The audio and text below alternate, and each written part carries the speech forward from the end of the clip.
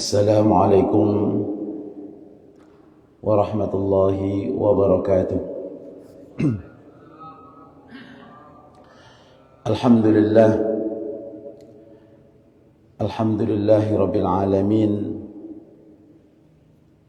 Wassalatu wassalamu ala khairil anbiya'i wal mursalin wa ala alihi wa ashabihi wa man tabi'a hudahu bi ihsanin ila yaumiddin, amma ba'du.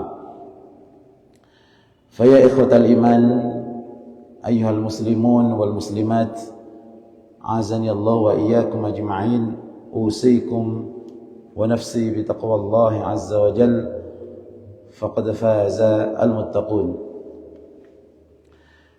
Thumma qala al-muallif rahimahullahu ta'ala, babu ahlul ma'rufi fid dunya ahlul ma'rufi atau hum ahlul ma'rufi fil akhirah. Orang yang baik di dunia dialah yang mendapat perlakuan baik nanti di akhirat. Imam Bukhari rahimahullah ta'ala mengatakan, Ali bin Abi Hashim mengkhabarkan kepada kami, guru kami. Ia berkata, Nusair ibni Umar ibni Yazid ibni Qabisah ibni Yazid al-Asadi mengkhabarkan kepadaku dari fulan, ia berkata, Sami'tu Burmata ibni Laythin ibni Burmah. Aku pernah mendengar Burmah bin Laits bin Burmah, annahu sami'a Qabisata ibnu Burmah al-Asadi, bahwasanya dia pernah mendengar Qabisah bin Burmah radhiyallahu anhu, sahabat Qabisah, sahabat Nabi. Beliau mengatakan, kuntu 'indan Nabi sallallahu alaihi wasallam fasami'tuhu yaqul. Aku pernah bersama Nabi sallallahu alaihi wasallam, lalu aku mendengar beliau bersabda, Ahlul ma'rufi fid dunya hum ahlul ma'rufi fil akhirah. Orang yang berbuat baik di dunia akan mendapatkan perlakuan yang baik pula di akhirat. Wa ahlul munkari fid dunya hum ahlul munkari fil akhirah. Sebaliknya, orang yang berbuat buruk di dunia akan mendapatkan balasan buruk juga nanti di akhirat. Jamaah sekalian yang dimuliakan Allah Subhanahu wa taala, ada kalimat penting di dalam hadis yang kita baca ini, ada kalimat al-ma'ruf. Kalau kita sering terjemahkan dengan perbuatan baik. Al-ma'ruf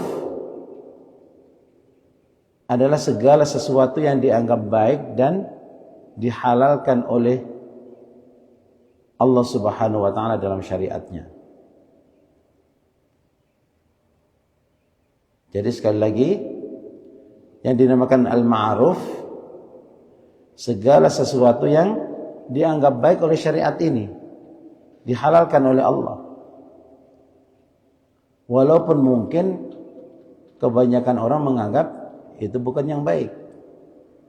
Sebaliknya mungkar, ma qabbahahu Allah ta'ala atau ma qabbahahu syar'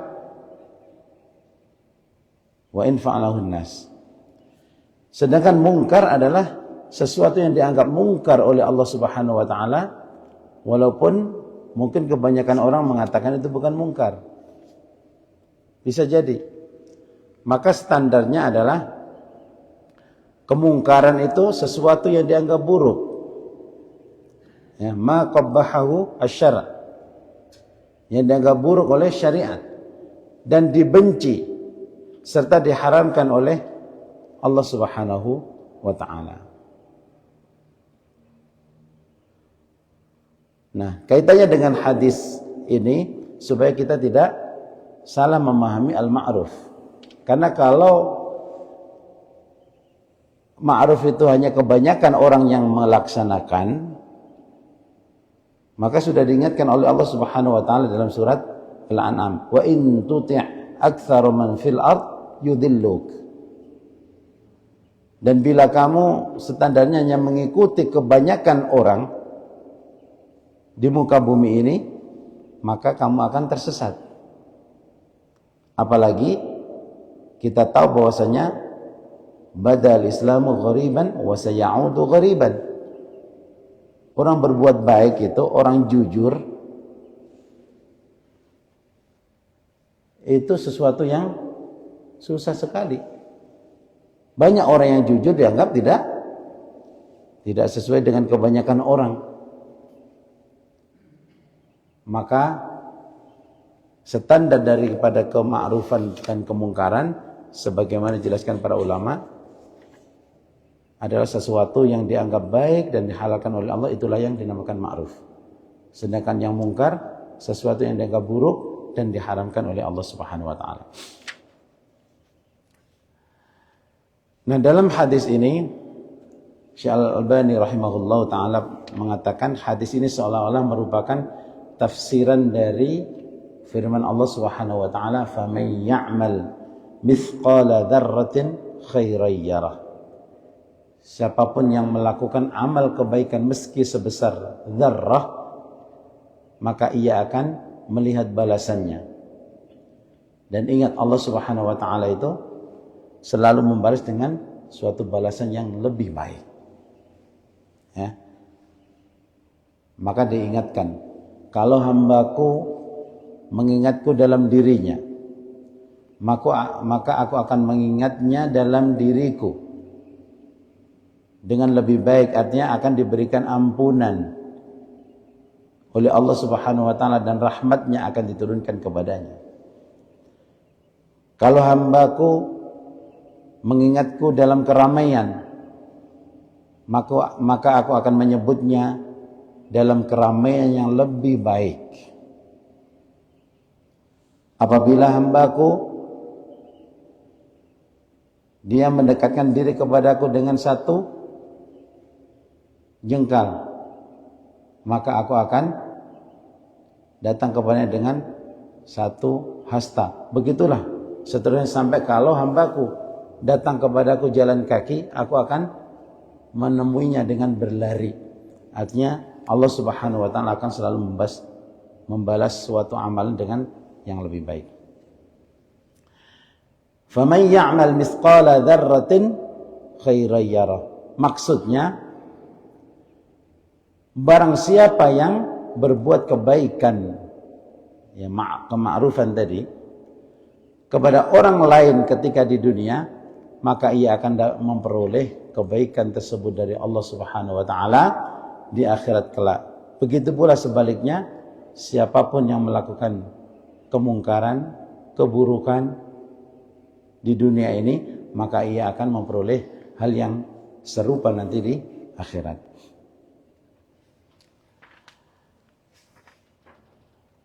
Hadis yang kedua sebelum kita ambil atau kandungan isi hadis tersebut, an Harmalata ibni Abdullah annahu kharaja hatta atan nabiyya sallallahu alaihi wasallam fakana indahu hatta arafahu an-nabiy sallallahu alaihi wasallam. Kata Imam Bukhari, guru kami Musa bin Ismail mengkhabarkan kepada kami, ia berkata, Abdullah bin Hasan Al-Ambari mengkhabarkan kepada kami, ia berkata, Hibban ibn Asim mengkhabarkan kepada kami, Harmalah adalah ayah dari ibunya, Sofia binti Ubaidah, Sofia binti Ulaibah, dan Dubaibah binti Ulaibah mengkhabarkan kepadaku. Kakek keduanya adalah Harmalah, ayah dari ayah keduanya, bahwa ia mengkhabarkan kepada mereka dari Harmalah bin Abdullah radhiyallahu anhu, bahwa ia keluar hingga menemui Nabi sallallahu alaihi wasallam. Jadi sahabat Harmalah ini menemui Rasulullah sallallahu alaihi wasallam. Dan ia duduk bersama Nabi sallallahu alaihi wasallam hingga Nabi sallallahu alaihi wasallam mengenalinya. Falam martahala qultu fi nafsi. Maka ketika beliau pergi, aku berkata dalam hatiku, wallahi la'atiyanna an-nabiyya sallallahu alaihi wasallam hatta azdada minal ilmi.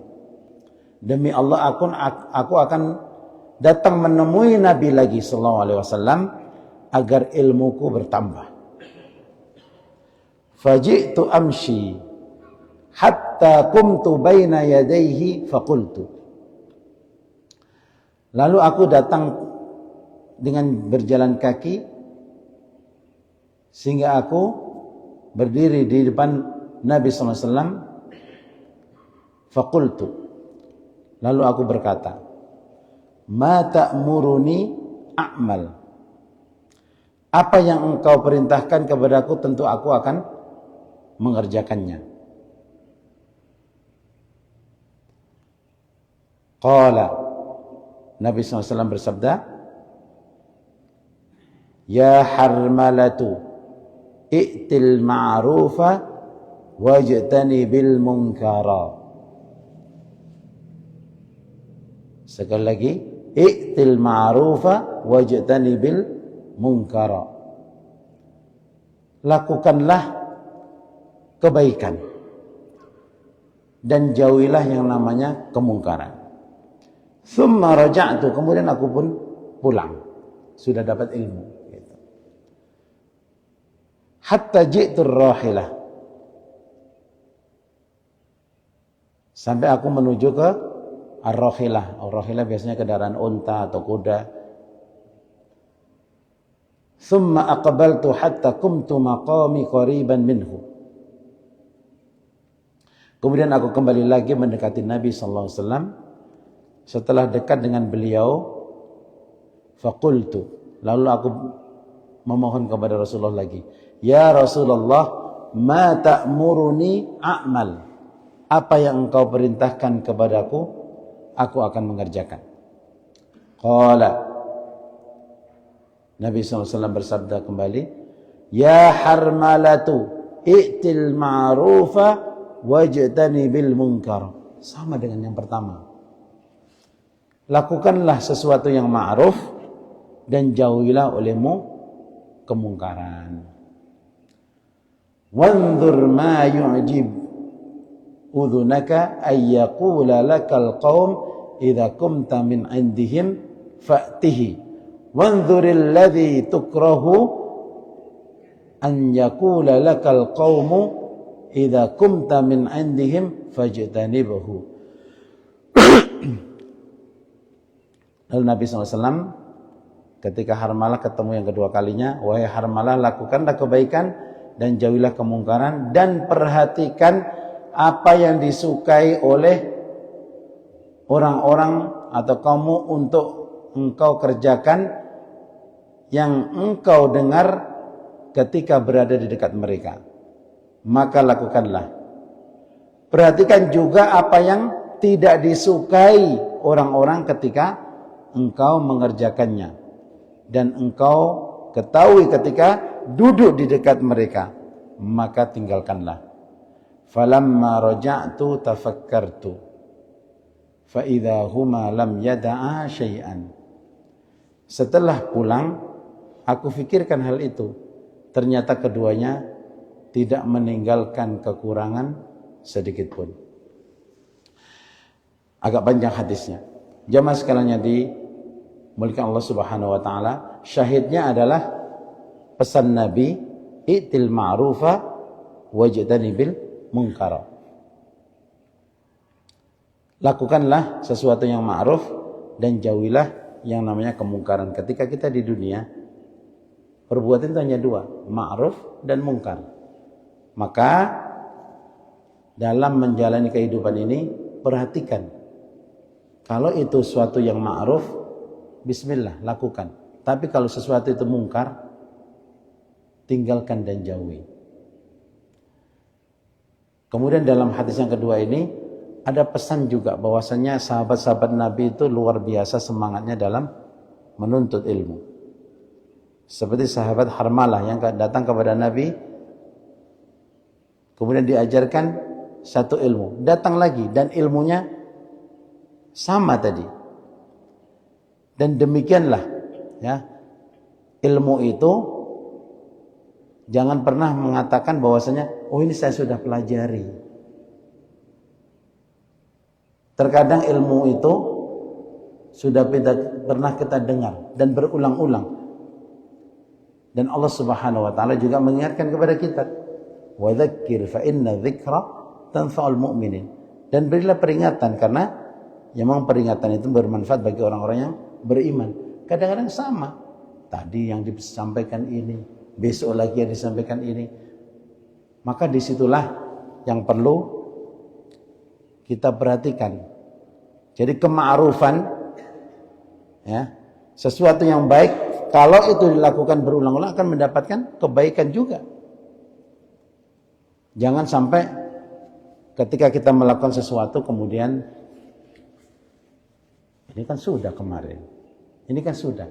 Ketika kita mendengarkan kebaikan itu juga sebuah pahala dan nanti akan Allah berikan balasan. Karena semua mata kita, telinga kita, lidah kita, hati kita semuanya akan dimintai bertanggungjawab oleh Allah Subhanahu wa taala. Kita gunakan untuk apa? Kemudian yang kedua, di samping yang pertama adalah semangat para sahabat dalam menuntut ilmu, yang kedua, dorongan agar melakukan kebaikan dan meninggalkan kemungkaran. Kembali lagi diingatkan bahwasanya kita dalam hidup ini harus betul-betul berusaha, mempunyai keinginan terus untuk melakukan kebaikan. Dan ingat sabda Nabi, ad-da'i ilal khair kafa'ilih. Jadi orang yang mengajak kebaikan dan yang melaksanakannya, maka dia akan mendapatkan pahala kafa'ilihi, seperti orang yang melakukan kebaikan tersebut. Maka di sini kita senang untuk mengajak kebaikan. Kemudian yang ketiga,